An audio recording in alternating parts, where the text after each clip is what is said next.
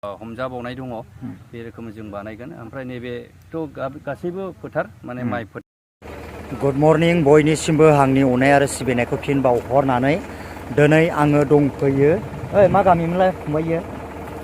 गालाबारि ने? गालाबारियावहाय चिरां जिल्लानि सिङाव थानाय गालाबारि मोनसे गामियाव दा बेवहाय मोनसे गोदान लामाजों लोगोसे ओरै बे लामाखौ 1 किल'मिटार गोदान लामा खोदों होननानै जोङो मिथिनो मोन्दों। ओमफ्राय नैबेबो जाहैबाय ओरै बै मेन हाइरडनिफ्राय ओरैहाय गादै फैनानै नै बियो बेबायदिसिम आरोना। स' लोगोफोर बरायबाय नोंथांमोनखौ आंनि बे मोनसे गोदान भिडिअ'आव। नोंथांमोना भिडिअ'खौ फुल नाय अब्ला नोंथांमोना बे भिडिअ'खौ मेहेरगोनां नुलानो मोन्दों।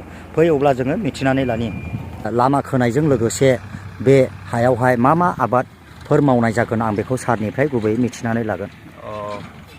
बे लामाया माने गैखायामोन सिगां ओमफ्राय बेखौहाय पिनारि डिपार्टमेन्टनिफ्राय 1 किल'मिटार हमनाय जादों। बे जाहैबाय बामोनगाव बिसिडिसि ओमफ्राय गामिया गारलाबारि। ओमफ्राय बे ओनसोलावहाय बेबायदि लामाया गोबां दङ, दाबो दंबायो गोबां लामा बानायबावनांगौ। ओमफ्राय बिनि गेजेरावहाय नैबे मोनसे जोङो मोनजेननाय जाहैबाय। ओमफ्राय गुडविलाव जोङो 3 रोखोमनि सिसि ब्लकनि गिदिर गिदिर लामा जोङो मोनबाय। ओमफ्राय बेबायदिनो कालभार्ट सालभार्ट जोङो मावबाय सा ओनसोलाव मथा मथि।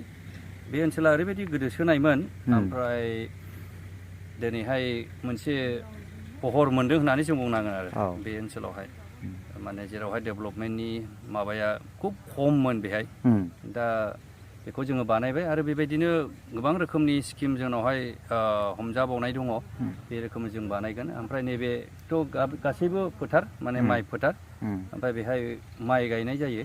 ओमफ्राय बेवहाय गोबां रोखोमनि गय ओमफ्राय बेबायदिनो खेथि मावनानै जाग्रा ओनसोल जाहैबाय बियो।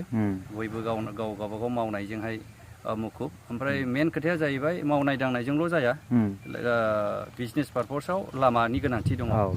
आजिखालि जुगाव गासै न'आवनो गारिफ्रा हाबजोबनो हासै दस्रा जायगायाव, खिन्थु जोंनि जायगायावहाय बेबायदि एथ'ग्राब हाबनायखौ जोङो मोनाखै आरो बे ओनसोलाव।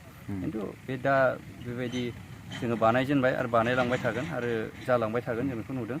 आरो बिदिनो बेवहायथ' माइआनो गायो, मेक्सिमाम माइ। आरो नैबे फोथारावबो बेबायदिनो गोबां रोखोमनि मानसिफ्रा दंफां गायनायनि मोनसे प्लान लाबाय। माइजोंल'बो जाजोबा, आबादा माब्लाबा थगायो। थिगानो बोथोरखौ लानानै जुदि मोजाङै एम्फौ एनलाखौ जुदि बासायनो हायाब्ला माइआबो माब्लाबा फेल जायो।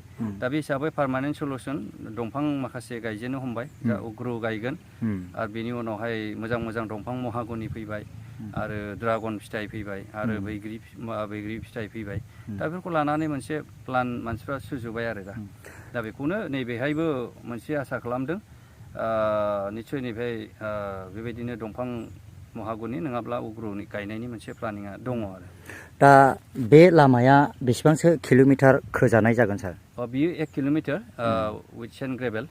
बे 1 किल'मिटार जागोन। ओमफ्राय बेयो लामाया बिराद गोनांथि दङ। आरो बेबायदिनो जोंनाव गोबां लामा बेबायदिनो कानेक्टिभिटि लामाया दङ। निस्सय बे जालांगोन, समाव बे जालांबाय थागोन बेखौ आसा मिजिंथिदों। खोनानो मोन्दों नैबे लामा खोनायनि एसे आफाङावहाय साहा बागानबो बानायगोन होननानै खोनानो मोन्दों।